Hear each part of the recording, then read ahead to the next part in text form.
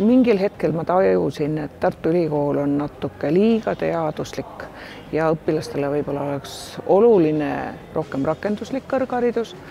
Ja selle tõttu ma juba olen niimoodi aastaid vedanud reaalklasse konkreetselt siia majja. Nad näeksid, mis siin toimub ja järjest enam hakkab ka meie õpilasi siia edasi õppima tulema. Selleks, et nad näeksidki, millised need õpivõimalused on, kus nad saaksid oma algseid inseneriteadmisi nagu hakata siis suurendama ja võib-olla siis ka mõni saab ka selle hariduse, et hakkabki inseneriks. Need on need alad, mis meil jäävad. See tähendab näiteks energia tootmine, teede ehitus, majade ehitus. Kõik see on see, mis on kogu aeg olemas, milleta Eesti riik nii või teisiti toimida ei saa.